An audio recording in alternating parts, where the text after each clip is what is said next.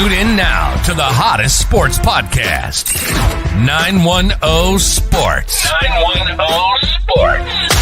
We discuss the latest topics in sports, interview the athletes from all over the country, known and unknown, while spotlighting the youth of today and tomorrow with host Icon E, Mr. Personality Jacob the Great, Crystal, a.k.a. Miss Wildfire, KB the Amazing, and Steve O, a.k.a. Mr. All Everything Georgia.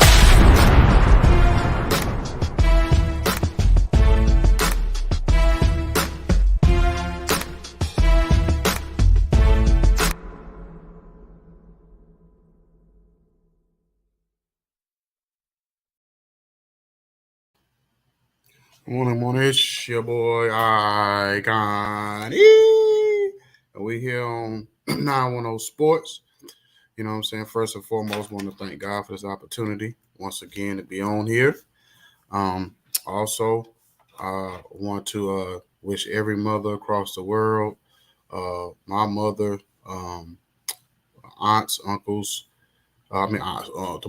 aunts, cousins, friends, co-workers, my wife, everybody around the world, a happy Mother's Day. All the mothers out there or whatever. And even if you're not a, per se mother, but if you take care of kids and, in your community or family members or whatever, you're a mother too. So I want to definitely wish you a happy Mother's Day also, whatever role you play in a child's life in a motherly fashion or whatever. So today, we're going to get into a lot of different things. Got, a special guest coming on a little bit later. For first and foremost, I want to talk a little bit about the games last night. The one thing that I've seen from the especially the second game is a lot of times when you are a young team, you sometimes don't understand the moment. And I believe last night was one of those times. Is a lot of times when you are a young team, was one of those moments where a young team like Memphis didn't understand the moment. They didn't understand the moment. Sorry about that. They didn't understand the moment. When you're playing at home in your own environment, of course, it's easy to play in your own environment, your own stadium, and get up for it. But the playoffs start when you go on the road for the most part for either team. And Golden State being a veteran team, championship-minded team, championship team in general, they understood the moment, whether it was on the road or at home. And I don't think Memphis understood the moment. Your intensity has to be higher. Your attention to focus has to be higher. The mistakes that you make on the court, every mistake you make on the court in the playoffs is magnified. If you noticed last night, every time they missed a shot, turned the ball over, missed an assignment, Golden State was running. Draymond Green was pushing the ball the whole time, running. And he did that on purpose. Draymond Green was pushing the ball on the court down like that because he knew by me pushing the ball down the court like this, that basically, it's going to wear him out, and two, we can get easier looks in transition if I push the pace, and get in the lane and being able to find my shooters and Stephon and Clay and Jordan Poole and whoever else is out there, Andrew Wiggins. So I believe that's the reason and a lot of people going to jump to the gun and overreact. Oh, it's over with. Oh, they lost by 30 and Memphis don't got a chance. First of all, the series is 2-1. Every series in the playoffs is 2-1. So at the end of the day, as long as that's the best it can be, no matter how you look at it. I don't care how you look at every series. You can't have a better record other than if you're up 3-0. It can't need to be any tighter than 2-1. And that's what it is right now. Every series is 2-1.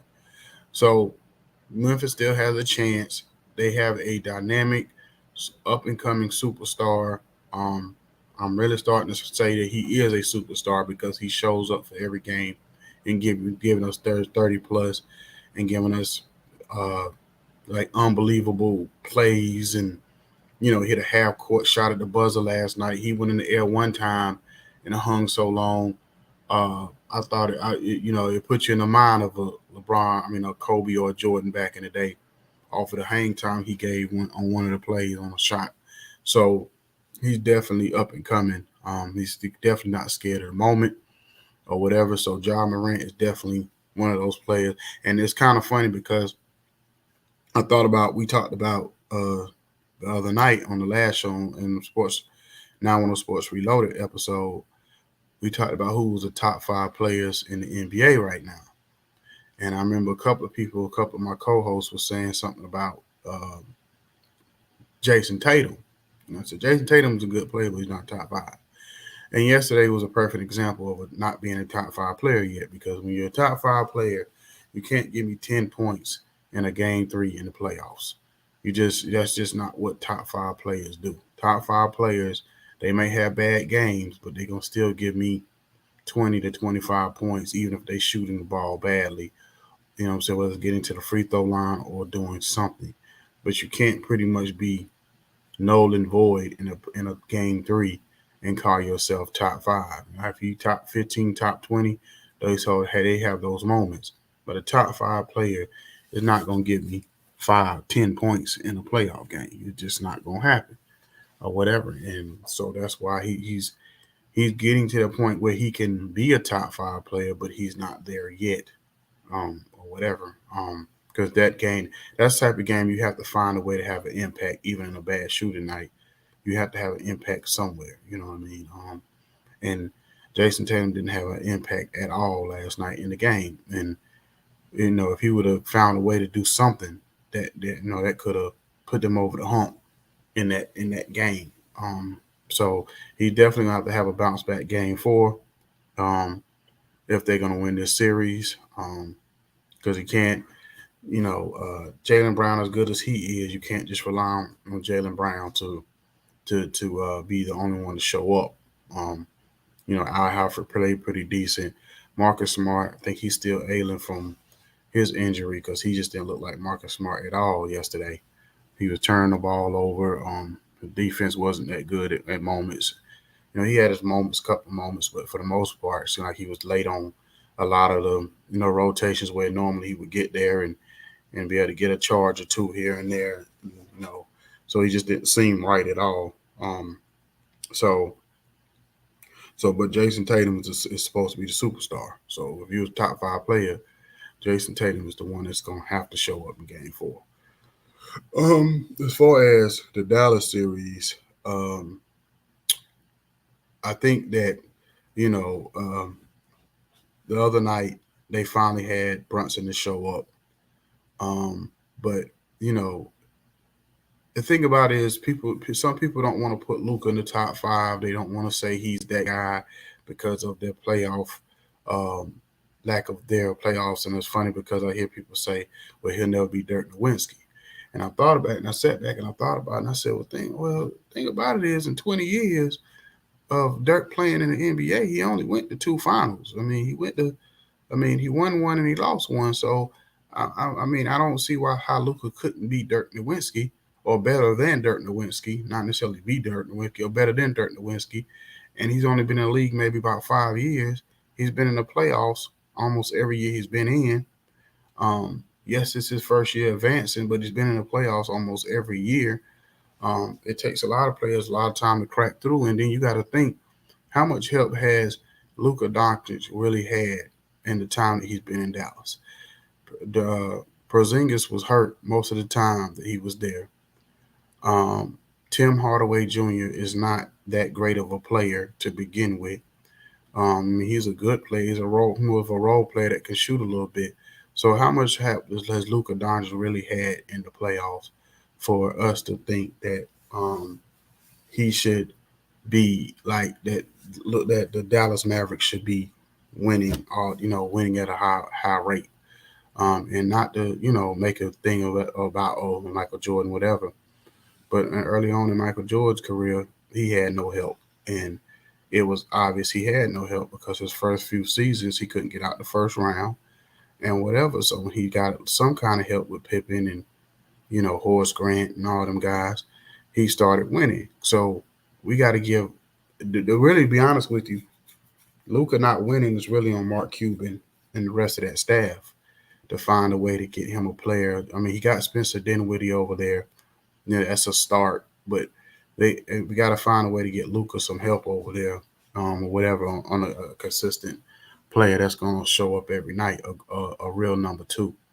I don't know if they're going to be able to do it through the draft, trading, free agency, but Mark Cuban act like, always talk that talk like he's such the greatest, businessman and all that out there. So it's time for Mark Cuban to kind of, maybe it's time for Mark Cuban and them to do what they got to do to get Luka some help, because you got a phenomenal talent in this guy who, to me, just off the way he's structured, like body type and the whole thing, and sometimes he doesn't come in the best shape and still give you 30. I think Luka may have maybe another 10 years at that, like at the pace that he's in, if that is paying at that high of a level. So you need to take advantage of that. You know what I mean? At the fact that the matter is if you look at him, you look at like a James Harden. James Harden pretty much is starting to, dwindle down. What's going on? What's going on this morning? What's up, Icon? Happy Mother's Day to you. I know you may not be a mother, but I'm pretty sure you take care of some kids out there. Well, I'll just say thank you. Yeah, I know you take care of some kids out there. All women do. That's just in y'all. You know what I'm saying? I know you probably an auntie or something. I am auntie. I am. Yeah. So I know you play a light role in their life somehow. So, but anyway, what I was talking about the playoffs last night, and basically, what I was seeing, and I was saying, like, the first game I was watching with Phoenix. I'll go with that dang echo. With Phoenix and not Phoenix, with Golden State and Memphis, I said it was a classic example of a young team not being ready for the moment. That's what I felt like it was. I just felt like in the playoffs, you have to be ready for those moments of when you going on the road, and the intensity level and the attention to detail and all that it takes to win a game like that. And I think that if you watch Draymond Green, that most of that game, he was pushing the pace. You know what I'm saying? A real heavy, like he would get into the lane, get the ball out to Steph and his shooters. And I think he was doing that on purpose to want to wear Memphis down, but also to catch them off guard. But of course, we know Golden State understands those moments. They understand they had a chance to take control of this series if they come out and punch Memphis in the mouth early. But they didn't punch him early though, because remember, Memphis started out hitting the first six 3-pointers.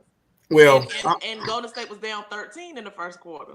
Yeah. Well, I take that back. You're right. You're correct. I don't mean to say early, but they understood, because the Golden State did start off slow, but it was easier for them to come back in the game because they understand how to do that. They could get down in a game like that and then come back.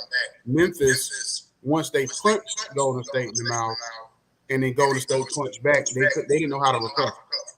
Right. What he did was he changed the defense on them. Yeah. So he went to a zone on them. It slowed them down, and you'd rather Jai take threes than drive to the lane. So yeah, kind of. And then for that reason, he was hitting the threes. That's the crazy part. He was hitting his threes. You know what I mean? But you just want to keep him out that lane. Oh yeah, you definitely want to do that. I mean, to be honest with you, you rather let him get 40 and then kind of shut everybody else down. That's kind of what Boston was doing in Milwaukee. The first couple of games to kind of make it hard on Giannis, especially game 2. They kind of was letting Giannis get his, but then even though they kind of controlled him, but they wouldn't let everybody get theirs. Well, that was game 1. They tried to do that. Game 2, remember? I thought game 1 is when everybody was getting off, and in game 2, when they won the game, they kind of like locked Giannis up. They kept all their players on the shooters, and then they kind of let play Giannis 1-on-1 in game 2. Well, but remember, Giannis didn't have but 5 points through 3 quarters. What you mean, game 2? In game 2, because that's the one they lost. They won. Yeah, that's what I'm saying. That's what I'm saying. Like they basically was like, that's what I'm saying. No, what I'm saying, they didn't let him get his, but they didn't let nobody else get. It's almost like we're gonna just guard you with Al Horford, Grant Williams, but we're not gonna leave the shooters. Yeah. You know what I'm saying? He just happened to not make his shots. He just couldn't, whatever reason, he just couldn't get. He never got comfortable in that game until maybe late a little bit. But until late. Yeah, and it really was over. Yeah, exactly. Now, last game was kind of weird because, and this is what we talked about the other night, and we talked about Jason Tatum being top. Well, a couple people said Jason Tatum being top 5 player, and I said he wasn't top 5 yet, because a game like that was a perfect example. In a playoff game, if you're a top 5 player, you can't just have 10 points. You just can't. You got to figure it out. You got to drive to the basket more, get fouled. You got to do something. Yeah. And he never seemed to have any kind of impact on the game, especially when the game got close. Those type of games, when the games get close, even if you're struggling, that's when you say, you know what, let me just put my head down and take it to the basket because I can't make a shot. Or I got to do something to impact this game. Even if I'm driving to the basket and I kick it out to a shooter. But he just never just had any impact. And then Marcus Smart don't look like Marcus Smart right now. You can tell he's still hurt. Like he just kind of like he seemed lost out there last night. He was turning the ball over left and right. He seemed like he could never get in defensive position, like to make an impact on the game. He was just bad. Yeah. So, but and then I'm telling you, that Kevin Pritchard, I'm like, this got to be like the worst wide open 3-point shooter I've ever seen in my life. I'm like, when he misses so bad. It's like, I'll be like, bro, just stop shooting the ball. Just play defense. Just don't shoot the ball anymore. That's all he there for. I know, and it's bad. That's the bad part. You out there to shoot the ball, and he's probably the worst 3-point shooter when he is out there. So I just like, oh my God. But I was just talking about. Also, I was talking about the Luka situation. That that Mark Cuban has to do something to get Luka some help. I know they won game 3, and they Brunson.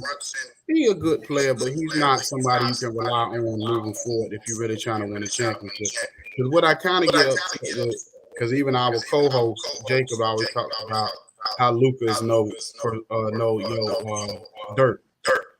And I say, but if you think about it, in 20 years, how many championships did Dirk win, and how many did he go to? He went to 2 finals and 1 win. And I said, but you got to look at it.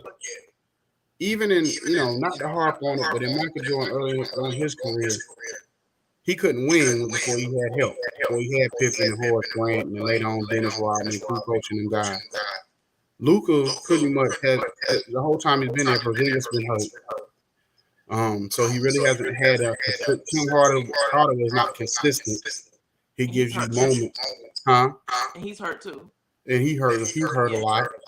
So it's like, who can you rely on? And I said, and then you look at Luka's whole body type and how he comes in out of shape sometimes.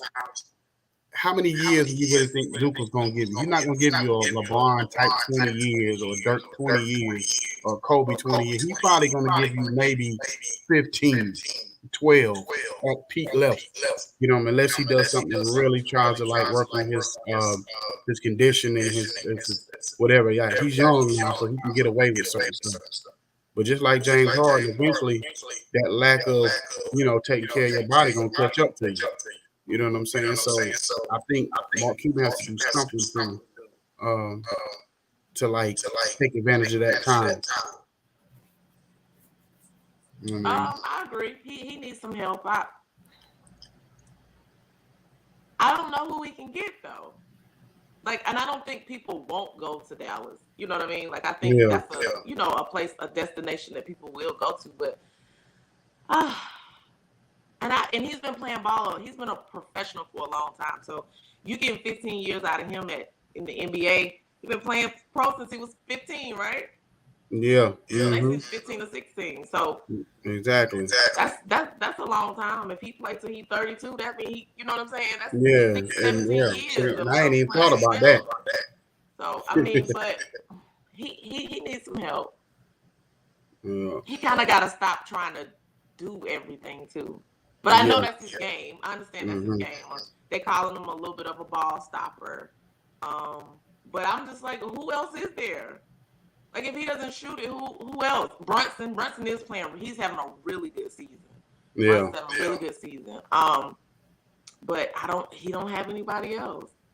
Yeah, well, hold that thought. We're gonna do this little 30-second break when we come right back. We're on 910 Sports.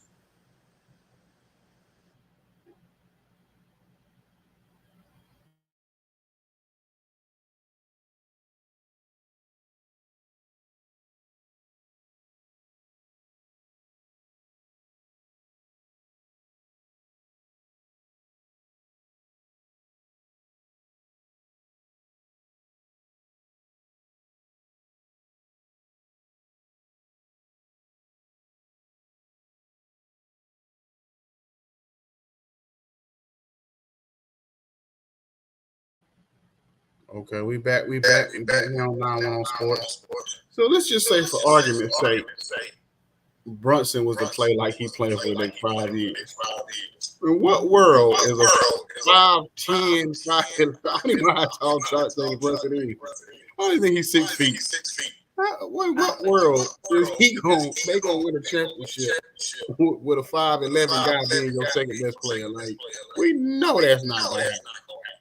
So that's what I'm saying. Is like, and I know it's been times where in the past where Dallas would have like a lot of money as far as like the salary cap, where they can try to go out and get a free agent and whatever they got out, I don't know, talked and that player ended up going somewhere else versus coming to them.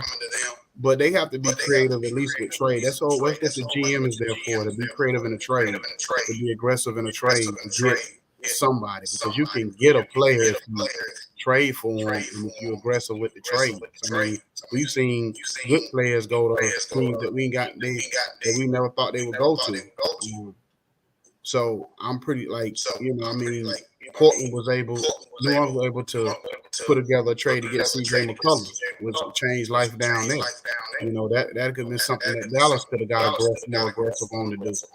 And got a player like that. So it's ways to get players in your organization. We've seen over time, because back in the 80s, where you've seen players go places and make a difference. When it comes to mind automatically was when the Mark Aguirre trade in Detroit. So you just that kind of changed life for them. So you see trades all the time in the NBA. It's just a matter of the ownership and the GM being aggressive and who they go after. And how they go after. Like I said, I can't come off the top of my head right now who would be out there, who would be disgruntled. Because between Ben Simmons and Kyrie Irving, that wouldn't be somebody I would go after. You know what I'm saying? So, especially after Kyrie Irving, I just want him to stop talking. Like, because he just... The Nets going to have to pay him. They're going to have to pay him. Well, yeah, but I'm kind of what Stephen A. Smith said. I think it's Stephen A. Smith. Yeah, he said I would do a 1 year deal. Not to say I wouldn't pay him, but I would do like 1 year deals. You know what I'm saying? I would do like I would go to Kyrie, or I forgot who it was. I think it was Nick Wright or somebody said when he said something about hold on, KB, what's going on with your screen? There you go. There you go. But yeah, what's going on? So I was thinking about what Nick Wright said. He said basically, if you want to prove that you really want to be here, because Kyrie Irving's like, oh, I want at least 4 years of great play where we win 60 games and win championships and all this. He said, okay, if you want to prove that you really want to be here, then basically what you do is next year you play on that 1 year deal. You know what I'm saying? That you got left. You opt in, play off that 1 year, then you show us that you committed by playing, at least 60, 70 games or whatever. You know what I mean? Of course you can't, you can't control injuries, but not all this. I got to be home for 2 weeks because, it's Mardi Gras coming up or whatever. You know what I'm saying? Like, you got to play these 70 games. You know what I'm saying? Because, instead of, I can't play because it's Black Panther week. You know what I mean? I don't know. Something he'll come up with. You know what I'm saying? But, and then commit it. And then we give you a 4-year deal or a 5-year deal or whatever you want. But I think that's the way they should play it. I wouldn't, if I was them, I would tell them if you want to opt in and opt in. If you don't like that situation, then I don't know what to tell you. But that's what I would do with Kyrie Irving. I would make him opt in for that 1 year and see how it play out. What you think, KB? Man, I would say the same. I don't know if he's going to do it. But I mean, it would be the right thing to do. Go ahead and opt in for that final year. I mean, I think he wants to be with KD. I think this may have just been like a bad season. You know what I'm saying, with the ins and outs and stuff like that. So hopefully he does. It'll be good for the league. Yeah, and so, because my thing is next year, going into next year, unforeseen something crazy like a COVID situation happening again or something, he really has no excuse not to not play. You know what I'm saying? A whole season other than an injury. Like I say, can't control that, and he is injury prone. But other than that, then he has no reason, for like what we're seeing right now, for him not, unless he got something going on we don't know nothing about, for him to be missing games the way he's been missing games the last couple of years for whatever reason. So, and most of it's been injury, and then a couple of times where he couldn't play because he was traumatized over the Capitol building and then the COVID thing. You know what I'm saying? So it's always been up something else. But I just think if I was them, I'd just say, listen, you play out this 1 year, show us you committed, then we'll sit down and talk. That's what they got to play hardball. They got to play tough love with Kyrie Irving at this point. You know what I'm saying? That's what I would do. And I was kind of shocked that they didn't get rid of Steve Nash. I really was. I thought if anything, he was gonna be up out of there. And then another thing too, the Ben Simmons saga continues. So now all of a sudden, he done had back surgery, and he's out for 3 to 4 months. So I'm looking like, first thing to me, I did the timeline. Okay, it's May. So the first he could probably be back would be September. And if you know anything about a back injury or any kind of back injury, I don't care if it's your back just hurting. If anything wrong with your back, that means he's going to have no cardio, no real exercise to a certain point. So really, we're probably looking at more like October, like right when the season starts. Now, physically, that may be the case, but still, that's not really the issue. The issue is more like mentally. Well, mentally, will he be ready to get back on the court? And I'm going to say what I said a couple of weeks ago.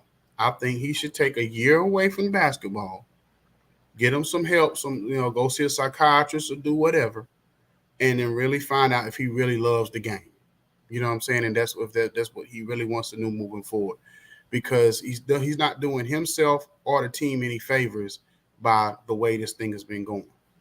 You know what I'm saying? Yeah, that's why I respect Andrew Luck, from the NFL, because he was struggling, with the mental health and even with just, being a celebrity with high demands instead of not being able to just play the game. And he walked away.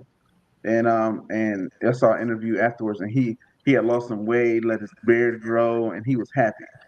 And it may be the same. I think Ben Simmons right now, you have this expectation of being the guy like your whole life.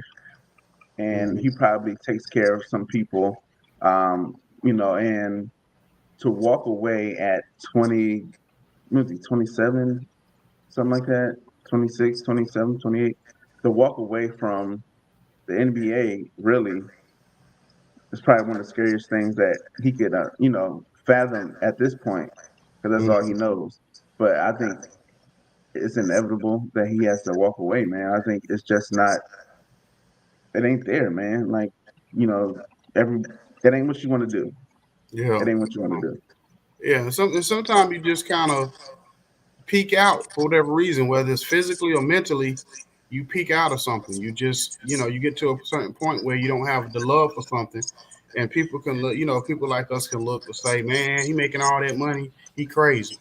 But if you're not happy with something, you're just not happy. It don't matter how much you're making in it. You know what I'm saying? And eventually it's going to show up. It's going to show. If you're not happy, you know what I'm saying, whether it's with the sport or just with yourself. We've seen football players more than anybody, like, walk away from the game faster than anybody just because of the grind and the physicality and everything that goes with football. We've seen that more than any other sport probably as far as players walking away or whatever. And then you don't want it to affect your home life where you do something at home where you get kicked out the game anyway. You know what I'm saying? Hmm. So you just don't know. I don't want to make light of the situation because I really do feel at this point it's more of a mental thing than anything else than him being like lazy or whatever. I think it's something more to it because, like you're saying, at the end of the day, you have to love all parts of the game. If you want to be great, you have to want to work out. You got to work on your game. The NBA, professional sports is nothing you can just get up out of bed and say, I'm going to do it. You have to work on it to stay great at it. Even average players have to work on it to even be average in the NBA. You know what I'm saying? So I just think it's just something that, they definitely have to monitor a lot when it comes to that. So um, Jacob, the great, what's going on, Jacob? What's happening? Good morning. What's going on with you? What's up? What's up? What's up, Crystal? Uh, Hey, listen. So now that we all on here, I know I'm not sure what's going on with Steve-O, but he probably whatever. But now we all on here, I want to do something real quick before we move forward. I want everybody to kind of talk about their mothers and the impact that they have on their lives, because a lot of time we'll say Happy Mother's Day, but we don't really discuss what your mother really means to you. So everybody got just a little something they could say about their moms and what they in their lives. Um, Crystal, since she was on here first, you go first. Oh well, I think she been having audio issues all morning. Well, I tell you what, KB, you go first, and when Crystal come back, she can go. But Yeah, man. Thomasina. Yeah, everything, man. I definitely love and appreciate my mom, man. I definitely am one that takes advantage of having their mom around. Everybody's not blessed to still have their mom around, and so I definitely take advantage of that, man. We go out our way to make sure we still talk on a regular basis, FaceTime, laugh, smile, cry, do everything, man. I'm still her baby boy, and I still mom. You know what I'm saying? Even at this age, so she's great, man. I literally can't put into That she words is. like she she literally has been like the perfect representation of what a mom is, like protector, provider, friend, person that puts you in your place when you need to, give you the right advice, even if it hurts. Like she keeps it real. I mean, I like literally am blessed probably with, you know, one of the best moms to do it, honestly. okay. Well, you, Jacob, I know Man. you love your Oh, mama. man. I know you're a mama's boy, so Man. Listen. Listen, bro. That's that rock, bro. That source of energy, man. That confidant, man. Like, she do so much, man. Not just for me, man. Just for everybody. When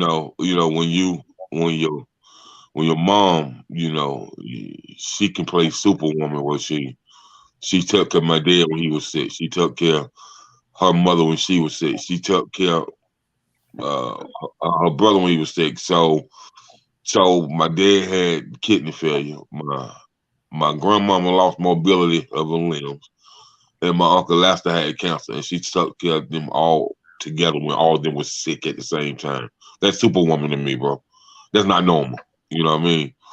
And man, she just believe in giving people second chances, bro. She give you so much leeway. It just takes so much to piss her off, man. And like she just overlook a lot of stuff that other people won't overlook, man. She a very passive person.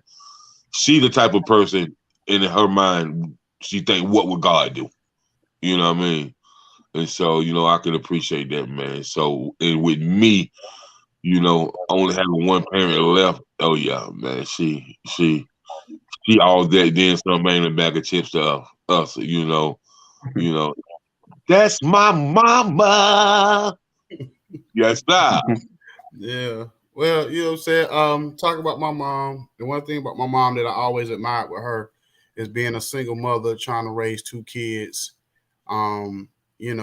She did everything she possibly could to try to give us the best childhood, even at times where, we had to go, and stay with my grandmother because, whatever reason, but she made sure that we had a place over our head at all times.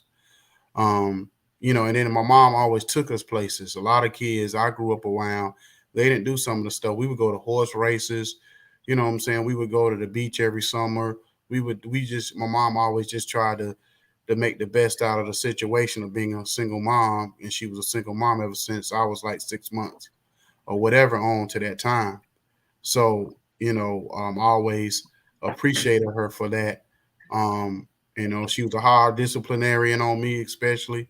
She didn't allow the lack of a father figure being around me for me to slack. You know what I mean? So it helped me become a man and stand on my own too, on my own by having kind of that tough love from her. I always told people, I said she was, when I was raised by her, my grandmother who already passed. I said my grandmother was kind of like a mom, and my mom was like a dad because she was more the disciplinarian, and my grandma was the nurturer. But at the same time, like my mom just went out there and worked. She had to work one job, two jobs, whatever she had to do, she made it happen.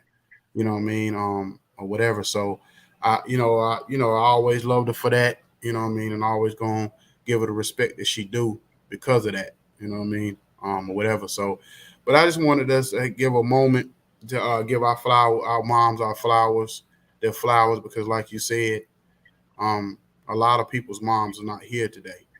So it's it's a lot of moms is not here. So a lot of people don't have that the opportunity to spend their time with their moms this year or whatever. So whatever. That's why I just like to give their flowers to all of them. I even told Crystal, I said, I know that you're not a mother, but I'm pretty sure you play auntie to somebody. So Right. that's just that motherly instinct. Even when you don't have kids, you in somebody's life. Like Yeah.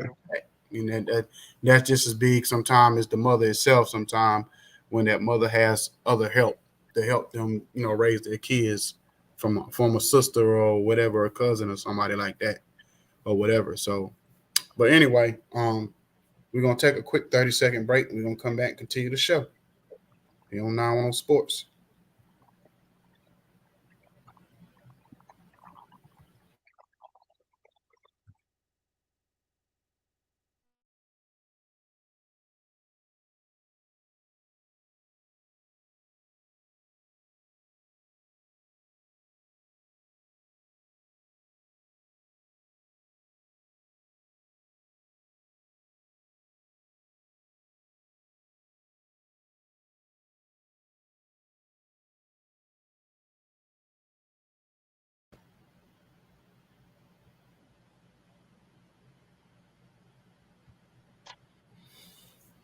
Yeah, so we back here on 910 Sports. So let me ask you something, KB. Because I'm almost probably certain, I may be wrong, but have you been keeping up with the USFL games? Man, it's crazy. I have not. I just honestly have forgot about it, man. Like I've been heavy into the college recruiting stuff. Okay. So that's been getting a lot of my time on the weekends and things like that. But I've heard like mixed reviews from people when because I always miss it. It's like Saturday, something will pop up. Friday, it'll be Like it just always pops up. But from what I've seen on like replays and things like that, I mean it's solid. It's solid football being played. Um, I don't know how long. Hopefully, it stays around long. My first year is always kind of rough. I think it's like what 8, 9 teams, something like that. Yeah. But hopefully, it expands a little bit more. And it's like every, like any NFL team has a not feeder program, but like a representation on that level, kind of like Mhm. a D League, and it goes from there. Yeah, I mean, from what I've seen from the USFL, it looks pretty a quality product they put out on the field. The guys play hard, and some of them have real skill level that you almost wonder why they're not in the NFL. So Mhm. it's definitely a good product. It's not. I think what happened is years ago, back when like the Vince McMahon early days when he tried to do it, I think not. It wasn't. I think what they did was they tried to to be too gimmicky, so it kind of Yeah. made it clownish. So it was almost like it was like the wrestling version of football. I mean, of football, like you know what I'm saying. So Yeah. it was Hold like up, the Doctor. football version of wrestling. That's what I'm gonna say. The football version of wrestling, huh? I thought Vince McMahon was XFL, so he was a part of the USFL too. No, I'm just saying. Like back in the day when he tried to do that secondary football league, whatever it was. Okay, That okay. basically the first time they tried to do it, it was too gimmicky at that time. You know what I mean? Because that's when they were still hitting everybody in the mouth and they used their clothesline players and all that. Like now it kind of fits because they done took away all the physicality from it. So it don't really matter kind of how you do it now. Back then, it was still considered a man's game and real physical and all of that. And they kind of made it gimmicky. And I think that's why it didn't work the first time. And then every time they tried to bring it back, people kept thinking about back in the day how Yeah. corny it was. You know what I'm saying? You know what I'm saying? So some people, some people don't want to give something a chance when they already seen it the first time. They be like, I don't want to see that because I remember back in the day, it was kind of corny. You know what I'm saying? Yeah, but I just wonder, man, if Doug Flutie and Warren Moon is a part of this USFL now because that's where they came from, and they was huge when they was in it. And Mm-hmm. so I just wonder if they got any stocks in it, if they got any ownership in the team, or is they working in the front office for a team because that's where they exploded at, and that's how they got to the NFL. Really, you know what I Mm-hmm. mean? Yeah. It could be. I mean, like I said, it's definitely some good product, and I wouldn't be surprised if you see some of them players, in the NFL next year, or whatever, and start to become. If Yeah. they can keep it going, it can definitely be a pipeline, like a G League type pipeline for players to get to the NFL if they can keep it going. And like And I I said, think it's good outcome for this is going to be good for a lot of the Division Two and Division Three and the people that were the JUCO that could make NFL. You know what I mean? yeah, This yeah. is going to give them a chance to go to a league where they also get paid. They might not get paid millions, man, but you think, man, if you don't make it and you can still make you know 300,000, 400,000, $250,000, to play Mm-hmm. ball. You still making a good living. So, you Exactly. ain't making millions and millions, but hey, man, I know, Opportunity. I know, KB, you'll play some ball for $250,000. You know what I Hey mean? man, you can get me for 250. No, no, man. Listen, I the know that's right, opportunity, man. man. The opportunity that can come from this, like you see it from the XFL. You have the quarterback Walker, the guy that he went from killing in that league to being on the Panthers active roster. Like he started games. Like he's bona fide NFL guy. Like there's guys who made that transition because talent speaks. And I mean, I think this is what you're going to see. Like I think you'll probably get more quality coaching because you'll have guys that's trying to come up in the coaching, what I'm saying, circles. So you'll have those guys who are trying to prove themselves, trying to get back in there. You'll have the guys who are free agents trying to get back. And so I think it's going to be a very passionate product from everyone involved because everybody, 9 times out of 10, is trying to get back to the league. And that gives you that motivation that that Instagram and money and NIL, like that stuff can't provide. Like it's if you want to get back to the league, you got to ball out, and that's everybody from the coach down to the kicker. Right. Okay. So guys, what do you think the difference between the XFL and the USFL? Like, so KB, what do you see the difference? You're an icon. Like what do you see the highs and lows for each league?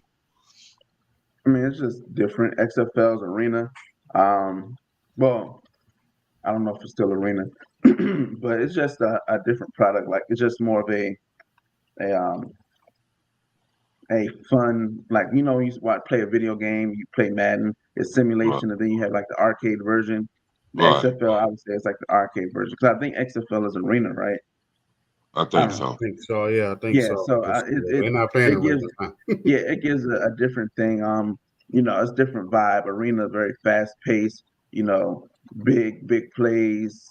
Big hits and the fans. So it's a whole different thing, like, which is good because if you want to see that, if you want to watch something where they're gonna put up 70 points a game and score and dance and halftime and all that, you're gonna watch XFL because that's what arena ball is. But if you want that traditional feel, then you watch the USFL. Mm-hmm. Yeah. So do you like arena football, KB? Mm-hmm. Okay. Yeah, I know a lot of guys that play it, man, and it's real. Like it's different, man. Like it's very very different. You got to be on it because everything is right there. Like you don't get that space to try to dance around. Like you can't try to avoid the physicality. Like you gonna hit something every play. Somebody getting hit, and you got to be good when you passing, running the ball, tackling. Like it's like that. I like it. Okay. Cool. Well, I think the USFL. The main thing I've been seeing, I think that an intensity from when the league was out a couple of years ago, the intensity seems a lot higher, and then the fans seem to be even more engaged this time around. I don't know if and in places they put it in, they like you got it in Birmingham, and Alabama is one of those states where they love their football because of Alabama, and for them to have, I just think they just gotta happy to have a professional team. You know what I'm saying? So you got some of these teams in places where they don't normally have like teams to follow. I think they just into it more, and I think that's the biggest thing they probably had to look at is let's try to find places where that we're not going to be overshadowed by, a Dallas or whatever. So I think that's what they did a better job of finding cities that was hungry for that type of thing. You're right though. Yeah. You know what I mean? So I think that's the biggest thing I've seen is the fan engagement and the intensity level. Because if you watch most of these games, all these games come down to almost the last play, almost dang near every week. You know what I mean? So that's what I do see. But I just want to ask y'all a question too, KB. I don't know how much Jacob you know about this player, but is Caleb Williams? Is he Trevor Lawrence? Is he Deshaun Watson? Is he the hype around this guy? I haven't seen a hype around this a quarterback like this since Trevor Lawrence, since when he came in. Since I don't even know if Deshaun Watson had this kind of hype coming in. Maybe whatever. I've never seen a phenomenon around a player the way it's been around Caleb Williams. So, KB, being that you the college guy, what are you seeing? Hey man, Caleb Williams is as advertised, man. He's a good player and a great system.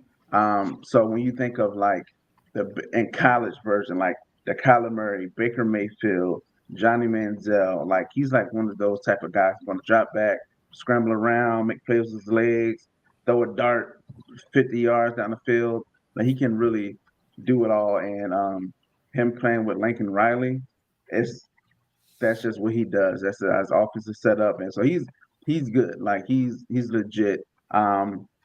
He's a winner, man. Like it's so many games. He was a freshman last year, and I think that's why people are like, so taken back because the kid literally graduated high school, was playing high school football, graduated in was a starting quarterback at University of Oklahoma. Like a few months later, that he was tearing teams up and bringing them back 3 touchdowns and like literally winning games, like on some Vince Young type. I'm gonna take this game over and do what I do. He does that. So he's like that. Yeah. Okay, I just wanted to make sure because I keep hearing about this kid, Caleb Williams, and I even heard that he's supposed to get like he could get up to $5 to $10 million in NIL money, and I'm just like, this kid this good? I mean, I think I seen him one time play last year. I can't remember. I don't know if it was the Texas game, but I know I seen him play like one time last year. And I mean, he was good from what I remember, but I don't remember him being this phenomenon like they making him out to be. Well, he took a Heisman place. Huh? He took a Heisman's place, a Heisman hopeful's place. Oh, right. Yeah. You know, he transferred out. Yeah. He took his spot. You talking about the USC? You talking about USC? Yeah, he went to, he went to South Carolina. The transfer. Spencer Rattler. Rattler. Oh, yeah. Rattler started off slow in the mud, like but Rattler was a Heisman, but he was a Heisman hope. He was Heisman favorite. Yeah. He was supposed to be the early on in the NFL. I don't know. I think that pressure got to him or something. Well, I don't know what happened to him.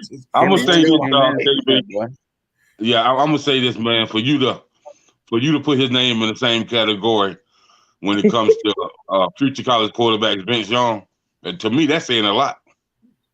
When Vince was that deal in college. I'm telling you, when he's done in his 3, I doubt he stays for 4 years. Like, so when he's done his 3rd year, and his numbers are done, you're gonna look up and be like, yo, he did what?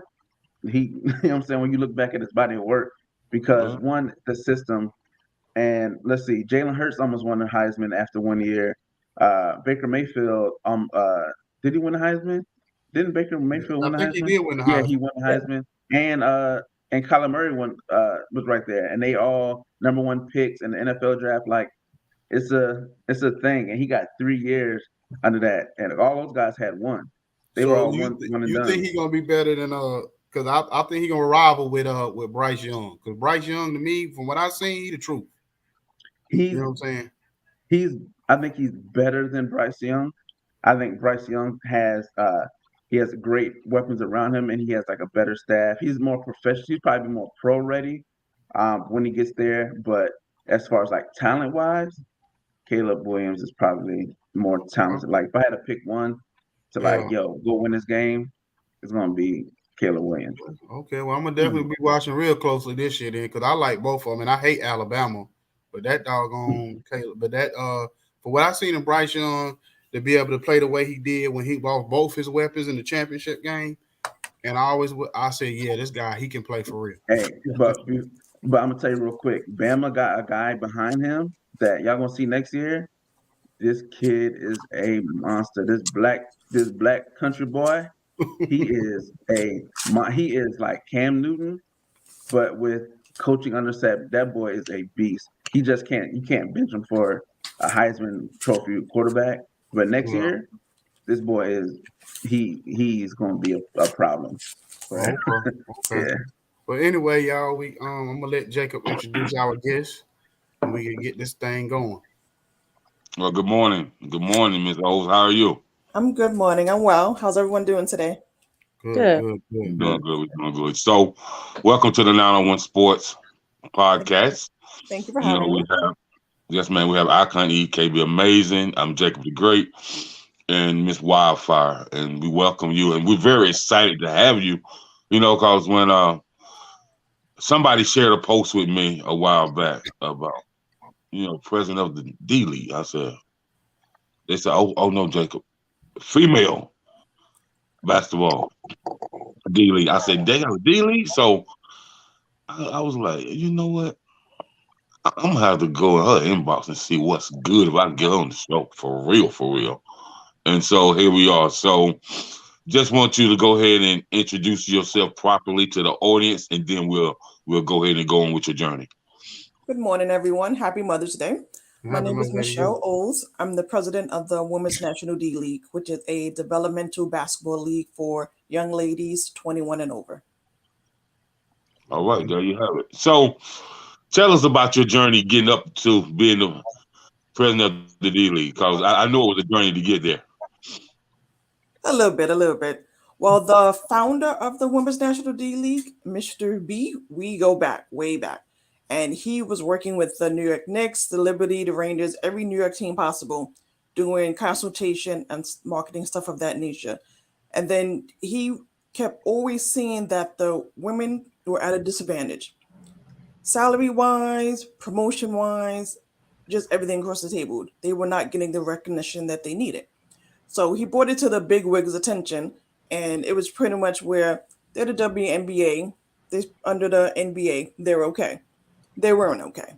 There was a lot of grumbling and just unsatisfaction with that league in general. And he was stating that one day, prepping before either Liberty or Knicks game, he had to be there a couple of hours before, and he just had an epiphany. The women need a D League. They've never had a D League, which is kind of silly when you think about it. They've never had a D League, and the WNBA itself, they have a draft percentage of 3 to 5%. The NCAA states that they're able to draft ladies. So it doesn't make sense.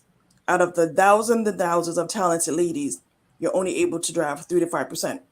Those other ladies after college, they did not have any other option besides going overseas to play basketball. And everyone knows, in light of what's going on with Brittany Griner, that should not be the only option. The WNBA players should not have to go overseas to supplement their income. So, long story short, he asked me, he was like, how do you feel about being the president of the Women's National D League? At first, I thought he was joking, but I have a very strong background with administrative skills. So I was like, with my love of basketball, which I've inherited from my father, I always was a fan of the Pistons because they were bullies, let's be honest. If they couldn't beat you on the court, then they had some fisticuffs off the court. So watching NBA, Detroit Pistons, they were everything. Then, lo and behold, I saw Teresa Witherspoon. I was like, okay, she got some skills. And then Cynthia Cooper just blew my mind. For one woman and a team to be able to take her team to the championship 4 times, that was incredible to me. So seeing women know how to play the fundamentals of basketball as well as entertain crowds just as well as men, it was a no-brainer to me. Me being a woman first, me agreeing with the inequality of women basketball players, I agreed to join. All right. Sounds very impressive, and congratulations on that. So, thank you. We're moving right along. Crystal, I'm gonna pass it over to you.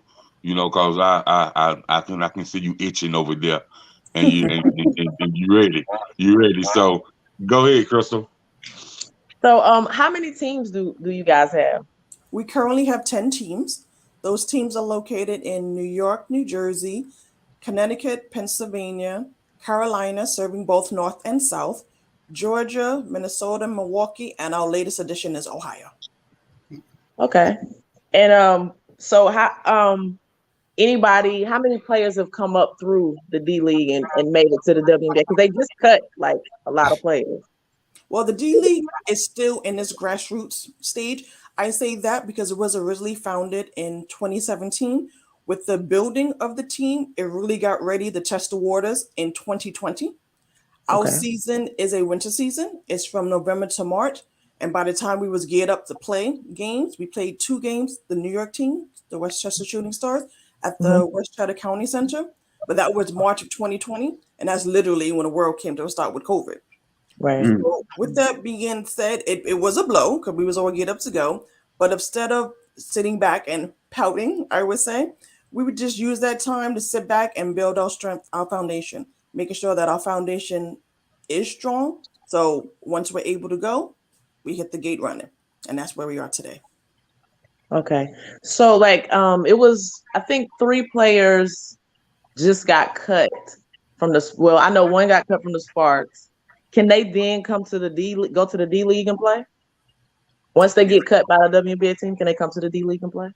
Yes, they can. The Women's National D League is for everyone. We don't discriminate as if you were a pro athlete before or not. But it was basically was created for women who didn't have the opportunity to be drafted to the WNBA. They have the option to still play. But we welcome everyone. College graduates, ball players who were 4 years removed from college because we don't want to interfere with the possible NCAA status. So as long as you're 21 years of age, know how to play organized basketball, come on down. Okay. All right. Okay, Yeah. Icon. Oh, KB, you go because I know you gotta get out of here soon. So you go ahead and go. Yeah. So with the D League, will it be like a broadcast to where we could possibly catch the games if we can't make it in person? Yes, we are working on live streaming. Nice.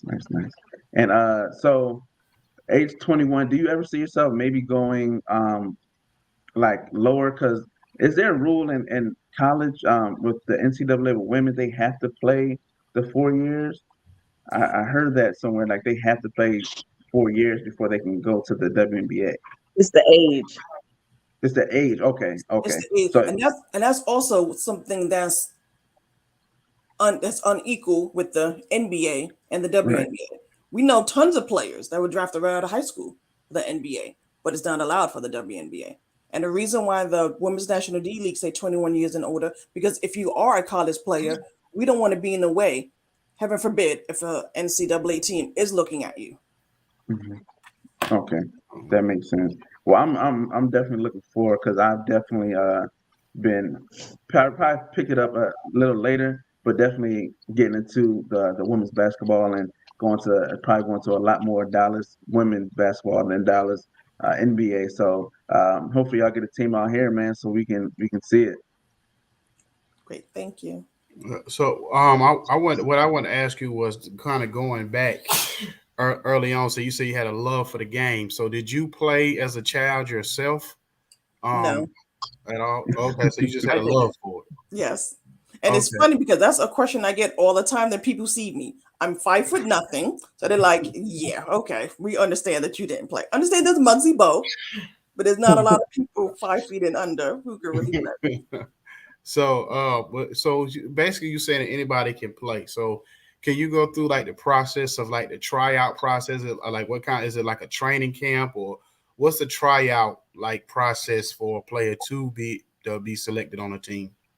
Well, a process is we would like you to have played organized ball before and basically come fit and bring your A game for the tryouts, because these are women who most of them have played basketball all of their lives and they want to continue playing at an elite level. So it's not that Susan Smith can say, oh, wake up one day and say, oh, I want to join the D League. No, you have to be fit. You have to be serious. You have to have played organized ball before. Okay. And then when the women that do play, do you see the seriousness from them? Like, do they take it as serious as if they were in the WNBA or playing overseas? Do you see that same commitment there with them? I would say it's about 50-50. I say that because since the women have gone without for so long, when they hear of the Women's National D League, there's a lot of skepticism at first. And with this younger generation, they want instant gratification. They don't understand with anything you do in life, it takes time. You have to put in the work, so to speak. So we do have players who give 150% every practice, every day, all day. And then we have the players, some of them coming there already thinking they're superstars, and their only question is, how can you get me to the WNBA?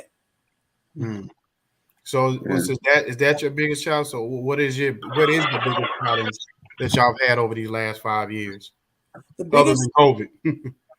the biggest challenge would be the skepticism. But within the last year, the more that we promote, the coaches promote, that's fading away. We're getting more recognition and we're picking up a lot more steam. Okay. I'll get back to you, Jacob. Okay, so what does it take to be a coach in the D League? You do have to have some coaching experience, and coaching experience, commitment is the number one thing that we look for. Okay. And so with that being said, do y'all have y'all live commentators for each team yet, or no? No. Okay. Is that something that y'all look forward to? Yes. Okay, great. And so with you being on the side of administrative and doing your duties as a president, you definitely deal with a lot of different personalities and things of that nature. So that says a lot about how strong you are. And so, what are some challenges that you had to overcome as a president thus far?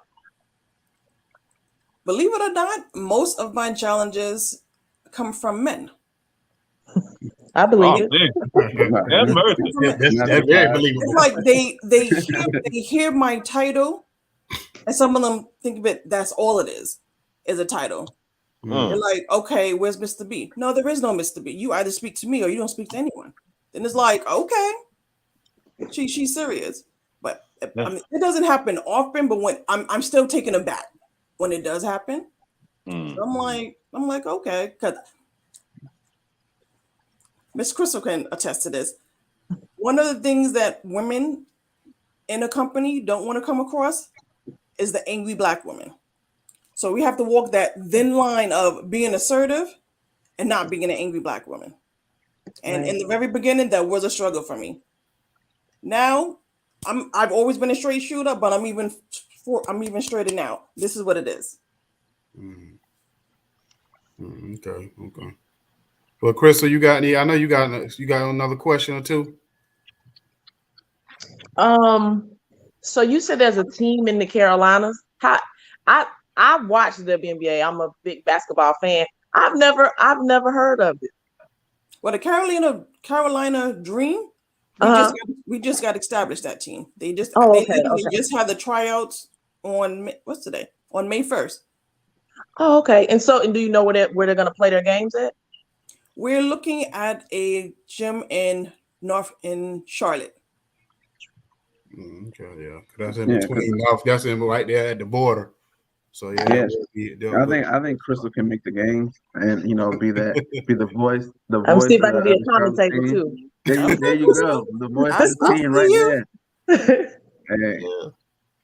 Yeah. So, how many games do y'all play between that November and March time frame? How many games do each teams play? The season is November through March, with the practice starting in August. It is a 16-game league, which is 8 home games and 8 away games. Okay, and then when y'all get to the playoffs, how's that structured? It depends on who wins, because we give the winning team the courtesy of having the playoffs in their house. Okay, gotcha. And then y'all give like a big trophy at the end, or we whatever? Sure do. Okay. So basically, do y'all have a so-called face of the league yet, like the player or two that basically like the people that do follow, that they know, okay, this is the one that whoever dominates, like y'all Michael Jordan, y'all LeBron, do y'all have that player in that league yet? Not yet. Those are in the works. Oh, okay. So how many of the ex WNBA players or ex college players that was on elite level that didn't make it to the WNBA or whatever, either way, is in the league? Is it any of those players that made it to your league? Former WNBA players, none. Mm-hmm. As far as, I guess, D1, D2 players, when the players registered, though that's not one of the questions we asked them. Mm-hmm. So off the top of my head, I wouldn't know. We pretty much go by your game when you come into the gym, because you can come from a D1 school and not have the heart or the temperament as a D3 player. So that's not really anything that we focus on. Okay. Is the roster still like, the NBA W, is it still like 12 or 15 player rosters? Our minimum roster is 10 and we go up to 14. Okay, got you. Okay, Jacob, you got you said that you have a Carolina team, and if I'm not mistaken, did you say you have 2 Carolina teams or just one? Just one, the Carolina Dream, serving both North and South. Okay. And so, as far as those teams go, and you said you're going to be playing in Charlotte. So, how many times do you have a trial? Is it once, or is it twice, or how many times do you have a trial before y'all decide who's on the team, and how many cuts do you make? Generally, depending on the player turnout for the date that's selected for the tryout, we have one.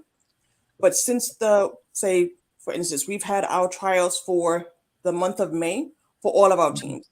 If a player cannot make it or did not hear about that tryout in May, they can also walk on practice day to try out. Like if this practice twice a week, Mondays and Wednesday, I want to try out. You can go to a gym, let's say a gym in Charlotte on Monday with the coach. I heard about the D League. I registered and want to try out. So you'll be trying out with the players that has already been selected. And then we'll get back to you to see if you're be an addition. Okay.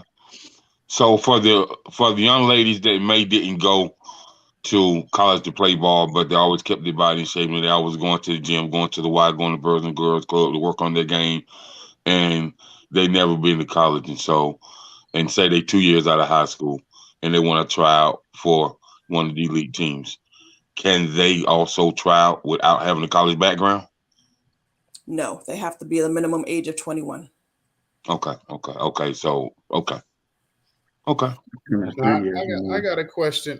From a logistical standpoint and travel standpoint, how do the teams travel? Because I know some of these places are kind of, distances wise, like you got New York, Connecticut, down to the Carolinas. So how do they travel when they get back and forth? The league is responsible for traveling for the staff and the players, and it all depends on where the games are. Let's just say if New York is playing Connecticut, that'll be a bus ride. If it's Carolina playing Minnesota, that'll be a plane ride. Okay. Do y'all have your own bus, or y'all have to get with one of the transportation companies to do it that way? How do y'all do that? We would charter a bus with a transportation company. Okay. So are y'all looking to get like outside financial support? Like if that's something that y'all have in the works of trying to get out to try to build the league up and to have better amenities and things of that nature to go towards, or that's something y'all kind of ways away from that? No, we are also working on sponsorships and donorships. Okay. Go ahead, Jake. I had another question.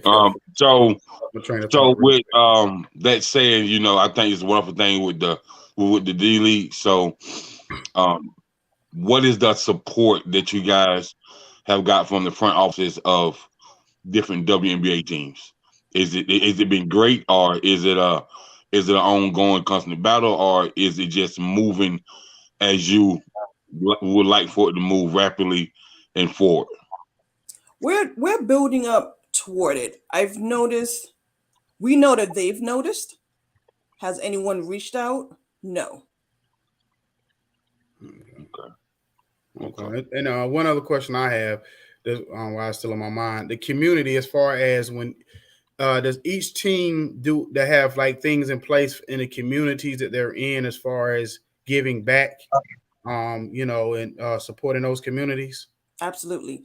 The Women's National D League is a strong believer of support, because without the community, there's no team. We want to pour into the community because those are the fans. Those are the people who's going to support the team as well. Those are the players' friends and family. And the thing is, if you can't build up the community, why should they support you? Okay. And one last question: what's your biggest crowd, like your biggest turnout at any game over the last few years? Well, that's kind of hard to tell. We haven't had games yet because we were supposed to start March 2020, the year COVID hit. Okay. So we've had a few scrimmage games, and it's different walks of life. They're parents, students, other players. So it's a mixed crowd. Okay. Gotcha. I was just about to ask you that as far as your coaches and stuff. So would they be connecting with other, college coaches, other high school coaches to really throw some basketball camps, for the youth and just really that'll be a part of y'all kind of like giving back to the community, because you'll work with the with the school system, the education system, and you'll help them with different techniques when it comes to athletics and stuff like that. As far as on the basketball court, is that something that you guys will be open to? Yes, during our off season, we do want to host clinics. I call them little and bigs because it would be our WNBA players reaching out to AAU kids as well as ladies in high school. Because we understand that the ladies in high school, they're going to be to college, but we want them to remember their experiences that they had with the Women's National D League, so we can be a contender if they are not drafted to the WNBA instead of going overseas. Okay, great. And so, do they get paid? Do you get paid to play in the WNBA?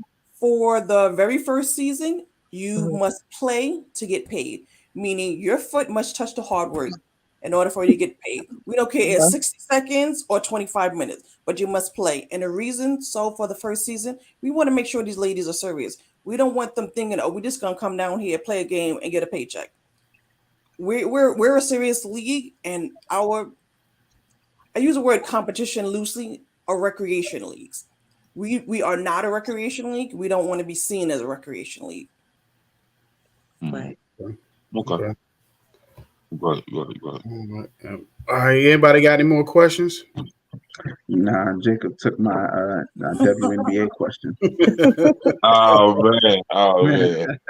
Well, Miss O's, I just want to salute you first and foremost on this Mother's Day. So happy Mother's Day to you. Thank you. And what you're doing is a great thing because we know the challenges that the WNBA is having.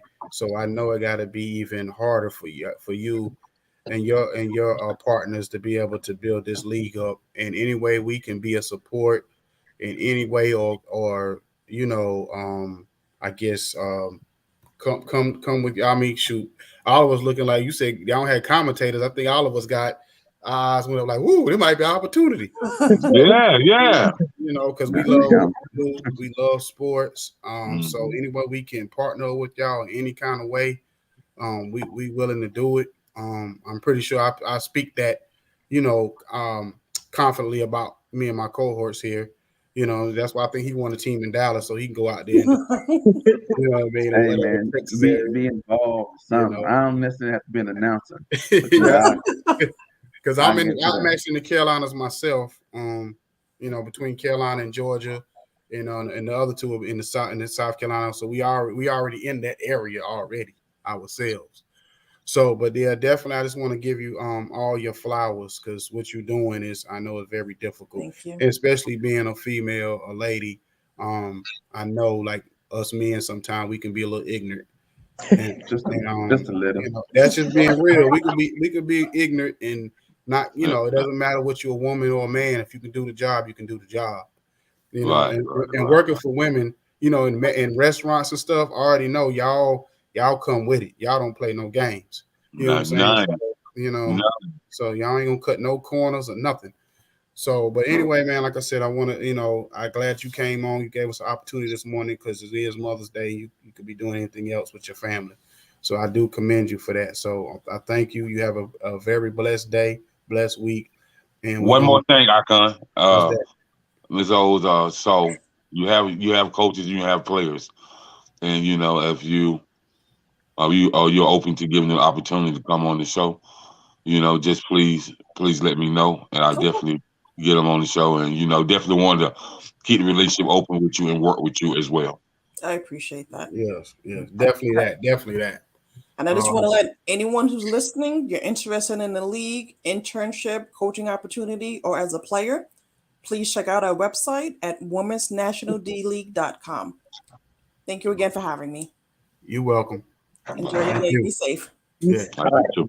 Thank you. Bye-bye. Bye.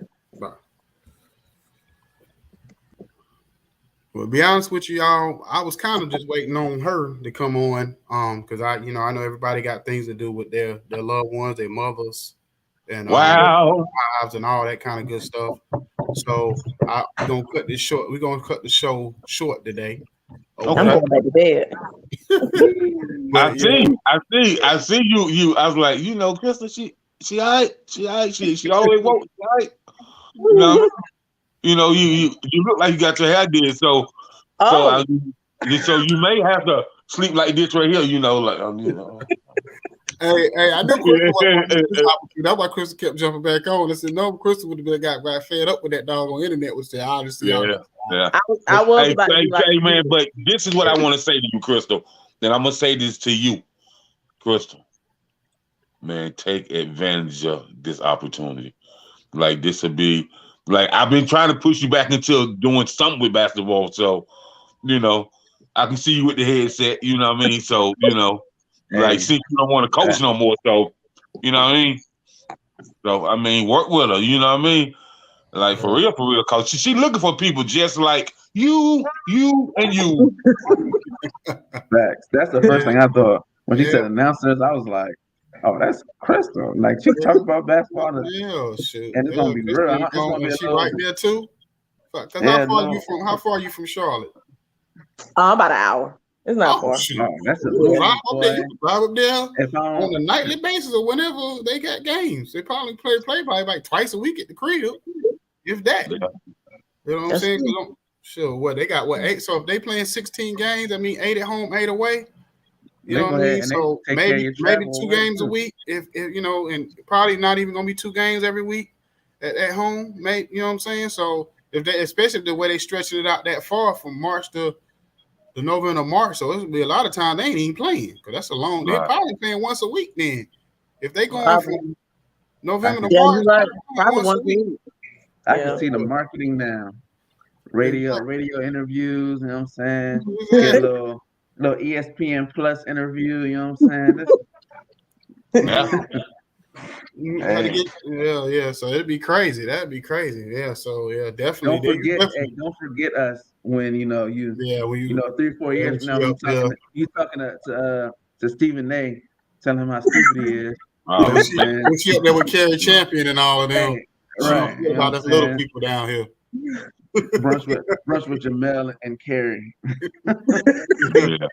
They all got a podcast together somewhere. They're like, hey, Crystal, she older with Carrie Champion and Jamel Hill over there.